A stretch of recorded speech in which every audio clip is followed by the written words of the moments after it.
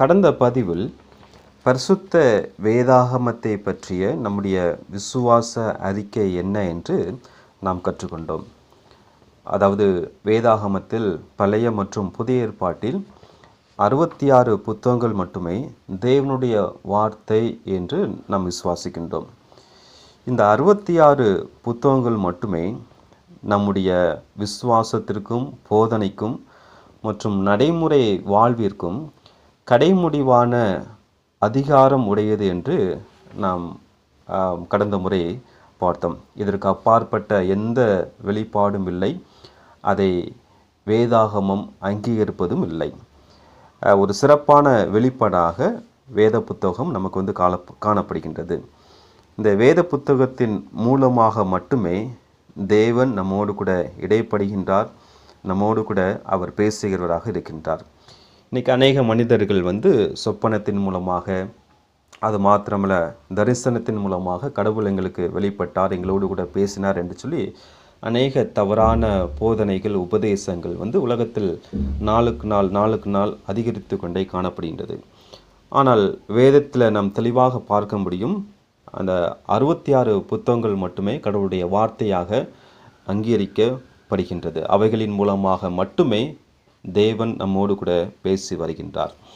இன்றைக்கு நாம் பிதாவாகிய தேவனை பற்றி நம்முடைய விசுவாச அறிக்கை என்ன என்று நாம் பார்க்கலாம்.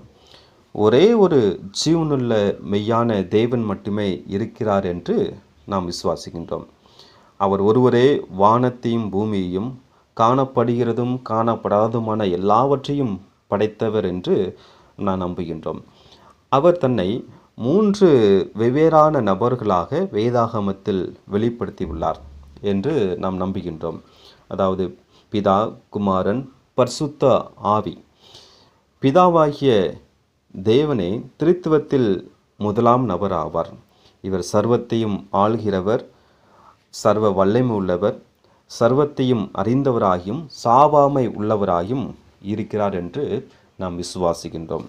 உபாகமம் 6ஆம் அதிகாரம் 4வது வசனம் மற்றும் 1 தீமோத்தேயு 2ஆம் அதிகாரம் 5வது வசனத்திலும், மத்தேயு 3ஆம் அதிகாரம் 16, 17 வசனங்களை வந்து நாம் வாசித்து பார்க்கும்போது பிதாவாகிய தேவன் எல்லாவற்றையும் படைத்தவர், அது மாத்திரமல்ல எல்லாவற்றையும் அவர் அறிந்தவராக இருக்கிறார் என்று நாம் வந்து கற்றுக்கொள்ள முடியும்.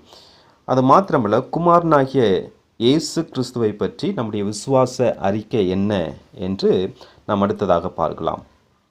குமாரனாகிய இயேசு கிறிஸ்து திரித்துவத்தின் 2வது நபர் என்றும் அவரே தேவன் என்றும் கர்த்தர் என்றும் நாம் விசுவாசிக்கின்றோம். இவர் வானத்தையும் பூமியையும் காணப்படுகிறதும் காணப்படாதுமான எல்லாவற்றையும் படைத்தவர் என்று நாம் நம்புகின்றோம். இவர் பிதா, பரிசுத்த ஆவி இவ்விருவருக்கும் சமமானவரும் சமநிலை உடையவரும் சம நித்தியமானவருமாக இருக்கிறார் என்று வேதம் சொல்கின்றது. அதை நாம் விசுவாசிக்கின்றோம்.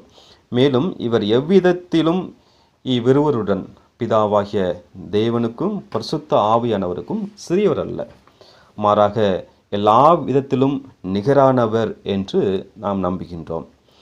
இவர் நம்மை மீட்கும்படியாக பிதாவின் சித்தப்படி பரிசுத்த ஆவியானவரால் கன்னி வயிற்றில் அவர் பாலனாக பிறந்து இந்த பூமியில் பாவமற்றவராக அவர் பிறந்தார் என்பதை நாம் முழு மனதோடு கூட விசுவாசிக்கின்றோம்.